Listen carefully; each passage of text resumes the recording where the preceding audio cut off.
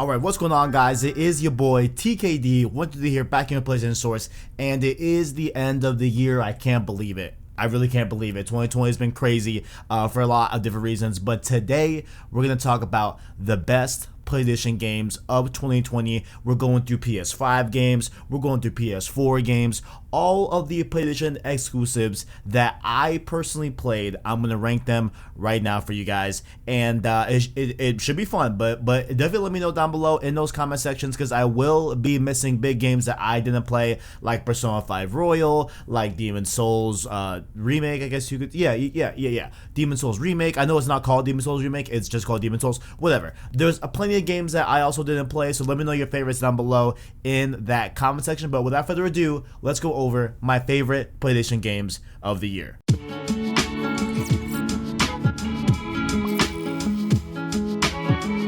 So I will be using this fantastic app called GG. If you guys don't have it, you really should get it. I'm gonna link their Twitter, and I'll see if I can find the direct link to the application as well, so you can download it for yourself. It's a great app. It lets you track the games that you have beaten. You can make certain lists, like I'm about to use right now, the games that I have beat this year in 2020. Definitely check it out. It's a great resource. Highly recommend it. So, oh, by the way, I am at TKD123 on GG. If you want to follow your boy, you can definitely do that on GG, right? So we're looking at the top games I have beaten 53 games this year. But looking over the PlayStation exclusives that came out this year for 2020, I have Dreams, I have, let me see, Final Fantasy 7 Remake, I have The Last of Us Part 2, of course, Ghost of Tsushima, let me see, I guess Legends, if you want to count that separately, Spider-Man Miles Morales, Astro's Playroom. Wow, yeah, okay. So those are the only true first-party PlayStation exclusives that I have beaten this year, that came out this year. So I'm gonna get out my little handy-dandy note card, and I'm gonna track these so I don't have to always refer to this app, which you should get this app, by the way. And definitely let me know down below in the comments down below, what were your favorite games. I know a lot of people, have played other games that were exclusive to PlayStation, but let's look at these over, right? So Dreams, listen, shout out to Dreams. I was a big fan of it when I played it overall. I thought it was a very cool thing. Will it, have the legs to continue? We'll see. I know a lot of people like myself were hoping that the game would be a pack-in with the PS5. That's not to be the case. We got Playroom as well, which is also on this list as well. But, Dreams is great. Dreams is cool. I think that, if they roll it out for PC, I think that's when it's going to get a little bit more interesting, as well as maybe perhaps it becoming a PS Plus game in the future. I think that could be cool for it as well. But overall, shout out to Dreams. I think I might put that at the bottom of the list, unfortunately, but shout out to Dreams. Much love to you, okay? Final Fantasy VII Remake. Let's talk about it, okay? If you guys are unfamiliar with Joyclicks Gamescast, you need to check that out, because I did rank this our game of the year on Joyclicks Gamescast. It went to Final Fantasy VII Remake. It went down to me out of the panel, of course, Christian Buckley and Jack Martin, and I chose Final Fantasy VII Remake over The Last of Us Part 2. Now, we have Last of Us Part 2 right after it, so I think I might talk about these two in tandem, because these two are my top two games of the year, right? And I really need to kind of, explain what I'm feeling behind these games, okay? Final Fantasy VII Remake is my favorite game of 2020, right? It's my favorite game of this year. It is one of those games that, fundamentally changed how I enjoy games, I feel like, in terms of, I was never really big on turn-based combat, you know what I'm saying? And like having FF7R be this, turn-based but also live-action kind of pseudo mix of the two, I think was very cool, and it's opened me up to, wanting to play Final Fantasy 15 and different games in the series as well. And the story is fantastic, of course. Come on now, like, the characters are lovable. It made me go back, not only buy a PlayStation Portable to play Final Fantasy VII Crisis Core, but I also went and played the original Final Fantasy VII this year. So Final Fantasy VII Remake is incredible. It's my favorite game of the year. However, y'all, The Last of Us Part 2, I think, objectively speaking, is the best game on PlayStation in 2020. And I think, honestly, in games overall this year, right? Like, I think that, you know, when you look at the technical level of Last of Us Part 2, right? And I know that, you know, I'm gonna pay attention to the technical aspect first, because I feel like that is something that I think is a lot harder to kind of, how I put it, like, I feel like it's harder to judge Part 2 in a negative manner for its technical prowess, right? Because the game on PlayStation 4, even on base PS4, I played it on the Pro, but even on base PS4, it runs phenomenal, right? It is silky smooth. It feels great. The combat's great. Visually, it looks stunning. It's one of the best looking games ever, right? Ever, straight up. Its audio design is impressive. The level design is impressive. The overall, you know, the actual core game itself is so impressive, right? And for me, right, I know this is where we get a little divisive, right? For me, I loved the narrative. I loved the story that they told. I loved how interwoven all of the different threads were, and how much, you know, you really didn't expect one thread to really affect another thread in a way, but it really does in the game, and it really shows you that. I think it's a fantastic narrative overall. I think it's something that we will see in the future with other games. I really do feel that way. So honestly, The Last of Us Part 2 is the best game of 2020. However, for me personally, my favorite game of 2020 is FF7 Remake, right? Like that's just how it goes for me personally. You know what I'm saying? Let's jump a little bit over to Ghost of Tsushima. And you know what? We're gonna bundle Ghost of Tsushima Legends with it too. You know what I'm saying? We're gonna just talk about them both. Ghost of Tsushima, the story was a great palate cleanser, you know, coming off of Last of Us Part 2. Right, it was a more lighthearted thing, even though there were some serious things happening in the game, but it was pretty lighthearted, all things considered, when you compare it to Last of Us Part 2, of course, as well. I overall loved the cast. That was very, very cool.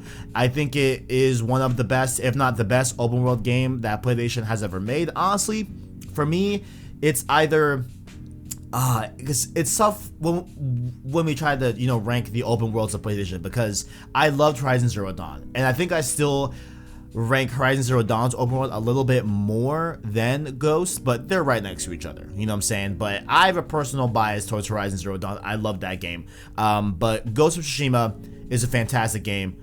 I love what they did with the story. I love, you know, seeing Jin turn from samurai to the ghost, and how that all interplays with his uncle and the Mongol invasion and all of those historical things as well. It's also my favorite Road to series we have done on the channel here as well. Loved Road to Ghost. Legends is fantastic, right? I recently played it for Monday's video, where we went over the new skins and the different fill party systems for Ghost of Tsushima Legends, which you guys should check it out. I'll put a card over here as well on the screen if you missed that video. But you know, playing that again recently really did open my eyes to, you know, really see that Ghost of Tsushima Legends is fantastic. Like, it is full stop such an amazing game, you know what I'm saying? And like, such an amazing multiplayer mode that is free to play. Well, not free to play, it's included in the base price of the game. It's such a fantastic offering. It is honestly my number 2. Like, you know, I'm gonna start cheating here. I'm gonna put TLU 2 and Final Fantasy 7 in like the same tier bracket for the top spot, and honestly right under it, Ghost of Tsushima. It was fantastic. I loved it so much. Oh man, we got some PS5 games next, boys. Spider-Man Miles Morales was such a good start to the PS5 generation. Like I think that without Miles Morales, the launch would have been a little bit lukewarm. I'm not gonna lie, right? Demon Souls has never been my thing. I've never been really into Dark Souls games. I'm gonna give my, you know, best one more shot at Bloodborne, and we'll see what happens with me in the Souls genre as a whole. But overall, Miles Morales was such an enjoyable experience. It was also such a full experience, given its limited scope, limited price, and overall just limited footprint in terms of hours played and hours you'll need to have set aside to fully complete the game. Like, it's honestly, to beat the main story, I think I did it in like 6-7 hours. I know it's a platinum. It's like 15, I think, or something like that, or like 16. Very, very, very, you know, condensed game, but still feels like a full game, at least, you know, at least to me, I feel like it is such a good package. It is Spider-Man, it is all the good things about Spider-Man PS4 without the fat of Spider-Man PS4. You know what I'm saying? Like Miles Morales, even Miles Morales as a character, I think was fantastic. Of course, I've talked a ton on the channel, as well as did that whole DualShockers, you know, representation in terms of a Latin Hispanic type of background in gaming, specifically with Spider-Man Miles Morales. There was such good representation there for me personally, not for me, but I meant like for me. Like there was such good representation there in terms of, you know, being Hispanic, and you know, and like the whole implications of that, having that, you know, classic Latino Christmas, like was just something that really meant a lot to me, and really does shine a lot in terms of, you know, they put that game at the front of the console generation at the start. We're gonna start off with the banger. The face of the PS5 starting off was a half black, half Hispanic character. Like that is amazing. Spider-Man Miles Morales, even in itself, is a great game. Venom Punch, the Venom abilities were so cool. Loved it so much, right? So that one, honestly, it's tough. You know what? I'm gonna keep it at number 3. I love it so much. It's very, very important to me. All these games that I'm going on about are super, super good to me. But I'm gonna have to put it 3rd. Right, I'm about to put it 3rd, okay? Because Ghost, I feel like overall was such a journey that you go on, everything, as opposed to where like Miles Morales, you do go on a journey, but you know, even take into account its scope, it feels like a very, very, very good Marvel movie. You know what I'm saying? Like it feels like such a good story. I love their take on Miles Morales. So much good things to say about Miles Morales, but I'll put it at number 3 for me personally. And then the last one here we gotta talk about here is Astro's Playroom. Now this one, I could see some people not including this on their list. I get it 100%, right? But I feel like if you got PS5, right, you gotta play Playroom. Okay, like Playroom is such a love letter to PlayStation as a history, you know, like from a historical standpoint, such a love letter to the PlayStation gamer that loves PlayStation, loves the IP, loves all the games that go into PlayStation. It is such a fantastic package. Overall, on top of that as well, it's a great platformer. It's an absolutely fun platformer, super fun, very, very, you know, intuitive and everything, and the way they use the haptic feedback, adaptive triggers of the DualSense was such a fantastic showcase. And I would love to see a version of 2020 where we got to have Playroom, you know, at Walmarts, at GameStops, at Targets, where you know, kids could pull their parents in and like show them the power of the DualSense, and like how it really is something that I think is really going to set this generation apart in terms of games and how we interact with them as a whole, right? So Playroom is great. I love Astro's Playroom. Such a fun experience, such a cute experience overall. And I'll put that chillin' at number 4. You know what I'm saying? So then we'll put Dreams at number 5. So for me, honestly, your top PlayStation games of 2020 ranked by myself goes as follows. I'm gonna be cheating here. I'm putting number 1 to Final Fantasy 7 Remake and Last of Us Part 2. Those being said, Final Fantasy 7 Remake is my favorite game of 2020 on PlayStation. Last of Us Part 2 is the best PlayStation game of 2020. You know what I'm saying? So y'all can fight with that as you will down below in the comment section. Let me know your thoughts. Number 2, I'm gonna have to give to good old Ghost of Tsushima. It was a fantastic time. I lumped in Legends there too as well. Shout out to Ghost of Tsushima. I love me some Sucker Punch action. Big fan of that. Number 3, my boy Miles Morales. Fantastic start to the PS5 generation. I loved it overall. We're gonna go number 4, good old Astro's Playroom, of course. You know what I'm saying? We love the haptic feedback. We love our boy. I almost said Astro Boy. You know, not Astro Boy, Astro Bot.